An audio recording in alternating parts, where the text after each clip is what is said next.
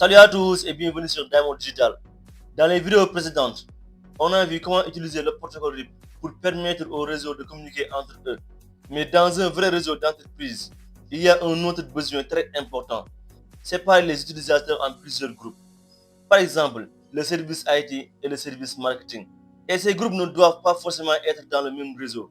C'est là qu'interviennent les VLAN. Mais attention, les VLAN isolent les réseaux. Alors, une question se pose. Comment faire communiquer plusieurs VLAN entre eux?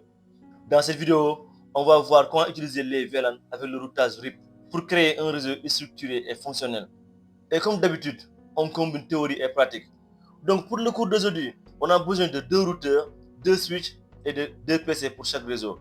On va mettre en place notre topologie.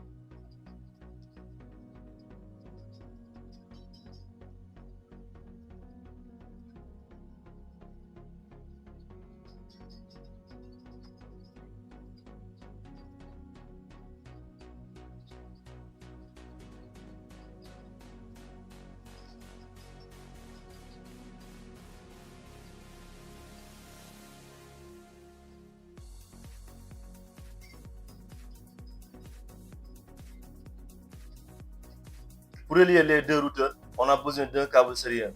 Or que les câbles sériels sont connectés au module sériel. On doit ajouter les modules sériels d'abord. Je clique sur le routeur. J'éteins l'équipement. On choisit le HVIC2T. C'est bon. On rallume l'équipement. Je fais la même chose pour l'autre routeur aussi. Je clique là-dessus. J'éteins l'équipement. On ajoute les ports sériels. C'est bon. Voilà. À présent, on a ajouté les modules. Ce qu'il reste à faire, c'est de le connecter à l'aide de ce câble sériel. Je fais comme ça. Et là aussi, on fait la même chose. C'est bon. Voici la topologie que nous allons utiliser. Nous avons deux VLAN, deux routeurs et plusieurs machines. Donc, pour mieux les séparer, je vais utiliser les rectangles colorés pour les séparer. Je clique là-dessus comme ça. Je mets sur File Color. Bon. Je change la couleur pour prendre la couleur bleu clair comme ça. Voilà, c'est bon.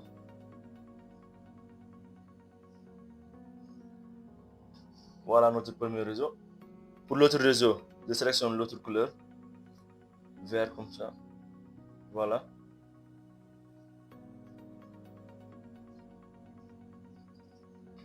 C'est bon. Donc là, on aura le réseau du VLAN 10. On l'appelle VLAN 10 qui aura comme adresse IP le 192.168.10.0/24. Et de l'autre côté, on aura le VLAN 20. Ici, on aura le VLAN 20 qui aura comme adresse IP 192.168.20.0. Comme ça. Voilà, c'est bon. Maintenant, je vais déplacer. Voilà, je le dépose ici. C'est bon. L'autre aussi, je le dépose en haut, un peu plus en haut. Voilà, c'est parfait. Donc, on a nos deux réseaux qui sont séparés comme ça. Ce qu'on va faire en premier lieu, c'est de configurer les deux switches. On va commencer par le switch du réseau du VLAN 10. Je clique sur le switch. Je pars en mode CLI. Je mets sur Enable, Confter. Je change le nom, hostname, switch d'accès 1. Entrée. N'est-ce pas? Donc, vu qu'on est dans le VLAN 10 actuellement, on doit créer le VLAN d'abord. Avec la commande VLAN 10, comme ça. Entrée. Name, le nom c'est IT. Pour le VLAN 10, le nom c'est IT. Bien sûr, entrée. Après avoir créé les VLAN, on affecte les ports. Je mets sur Exit.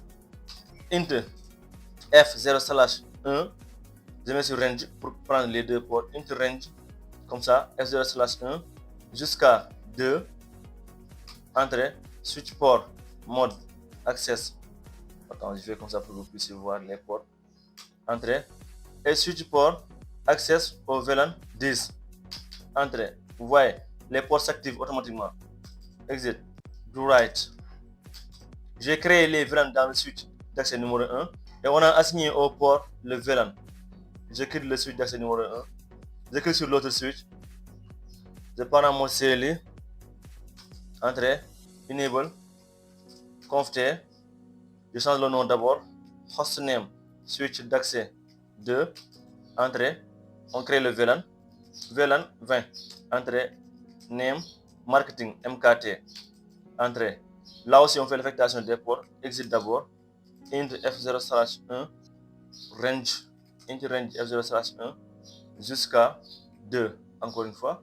Entrée. Switch port mode access. Entrée. Switch port access au VLAN 20. Entrée. Voilà. Exit et do write. Entrée. On l'a enregistré. Donc, on a configuré les deux switches. On a créé les VLAN dans les deux switches. On a aussi assigné chaque port à son VLAN. Maintenant, chaque machine appartient à un groupe spécifique. Ce qu'on va faire à présent, c'est de configurer le routeur. Là, on va passer par le router on stick. Je clique sur le routeur 1. Le paramètre CLI. Je dis non au dialogue. Enable.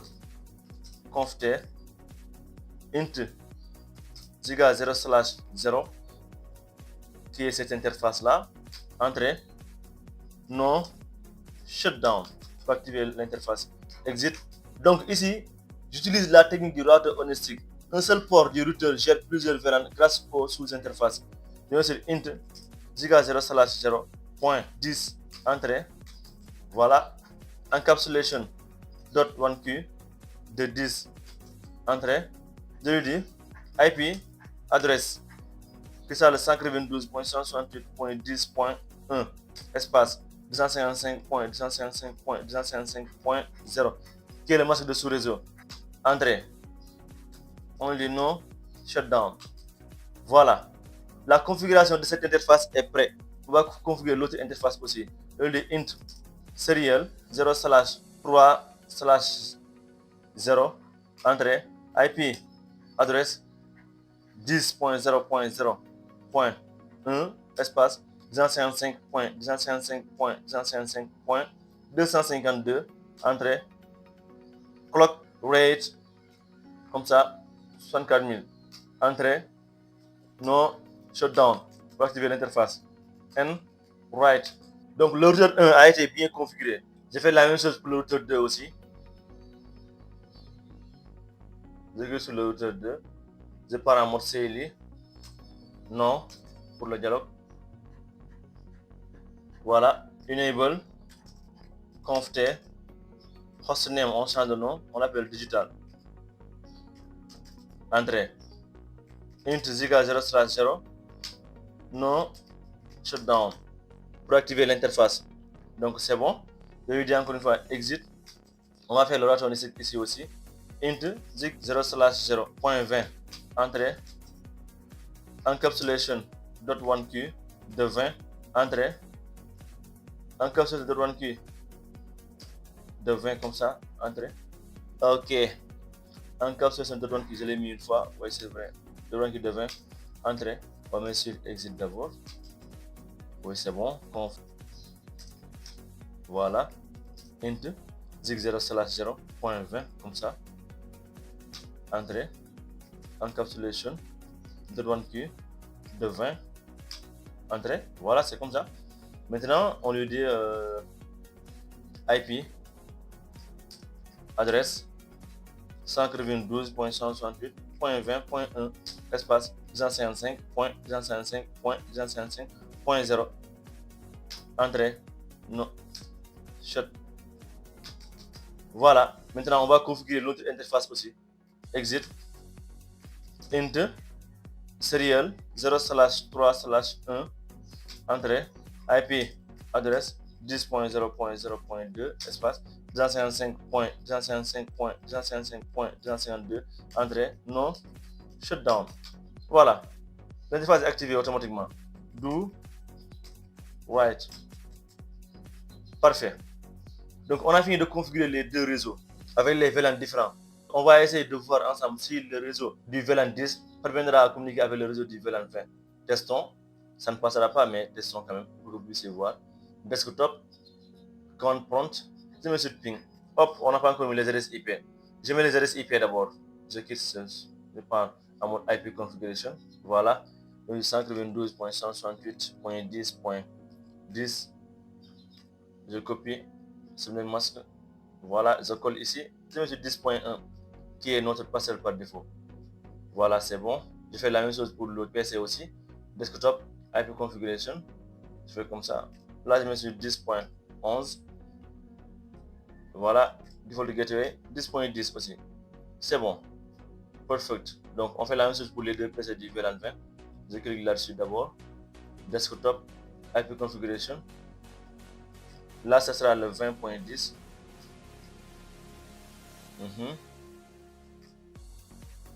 Voilà, 20.1. Parfait. Et pour l'autre PC aussi, je fais la même chose. Desktop, IP configuration, 20.11. Voilà. Et là, ce sera le 20.1. Parfait. À présent, on peut tester la communication. Je quitte le mode IP configuration. Je pars en mode command prompt. Je lui dis ping le 192.168.10.10. Entrée. Vous voyez, les VLAN sont isolés. Ils ne peuvent pas communiquer entre eux. Et c'est là qu'intervient le routage dynamique RIP pour faire communiquer les deux réseaux. Mais avant de communiquer les deux réseaux, on va tester quelque chose. Est-ce que les VLAN entre eux peuvent la communiquer entre eux d'abord? On peut tester ça aussi. Là, on va essayer le VLAN 20.10. On va tester le 20.10. Voilà, on voit que la communication passe. Voilà, est-ce qu'ils peuvent communiquer avec le routeur aussi? Voilà, c'est ça que je voulais voir. Il ne peut pas communiquer avec le routeur. On n'a pas encore configuré le mode trunk. Je vais configurer le trunk d'abord. Je clique sur le switch d'accès numéro 1. Bien sûr. Int F0/3, F0/3. Entrée, switch port, mode trunk. Voilà. And write. On fait la même chose pour l'autre switch aussi. Enable. Conft int F0/3 aussi. La même chose. Entrée, switch port, mode trunk. Voilà. And write pour enregistrer la configuration. Donc on va retester à nouveau, cette fois-ci avec les paquets. On va voir si ce PC là va parvenir à communiquer avec l'autre PC. C'est bon, la communication passe. Mais est-ce qu'ils vont communiquer avec le routeur? Voilà, là aussi c'est bon, la communication passe aussi. Pour celui-là aussi, on va voir. Voilà. In progress. Voilà, successful. Donc c'est bon. On va encore voir pour l'autre PC.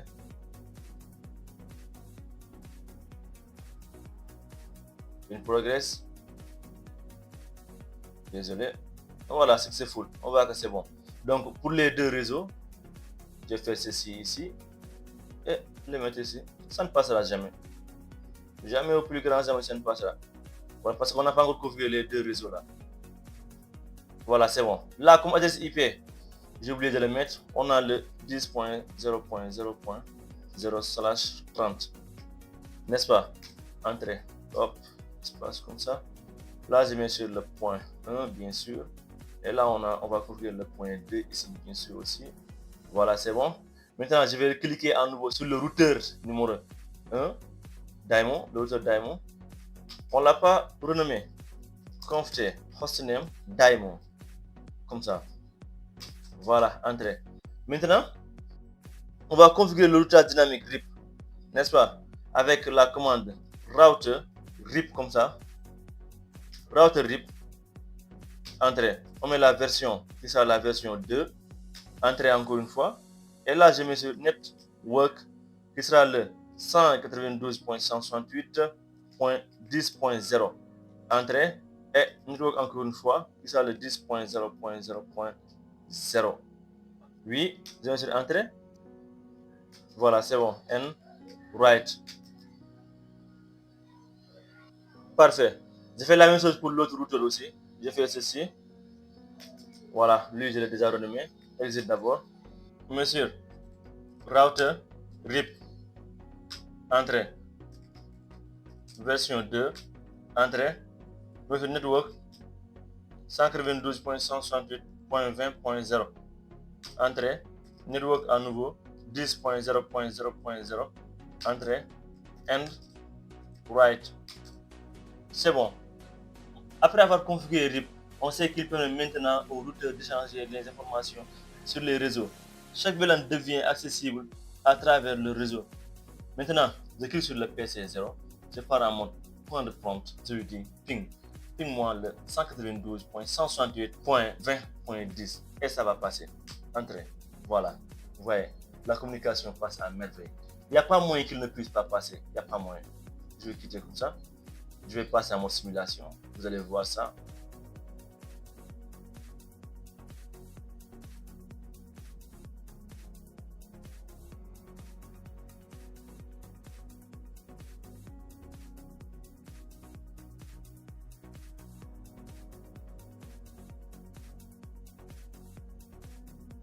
Donc l'erreur la plus fréquente avec le routage RIP plus VLAN, c'est d'oublier la configuration du trunk ou mal configurer les sous-interfaces. Comme résultat, vous n'aurez pas de communication entre les VLAN.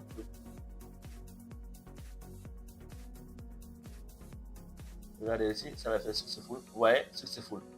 Et voilà. Tu sais maintenant comment combiner VLAN et RIP. Les VLAN organisent le réseau. RIP permet la communication. Ensemble, ils créent un réseau structuré et fonctionnel. Dans la prochaine vidéo, on va aller encore plus loin avec un réseau complet VLAN, DHCP et RIP en même temps, tous ensemble. Cette vidéo vous a aidé. N'oubliez pas de liker, de partager et de vous abonner à la chaîne Diamond Digital pour ne rien rater. Car la suite, vraiment la suite, risque d'être très intéressante. Merci et à la prochaine, Inch'Allah. Ciao!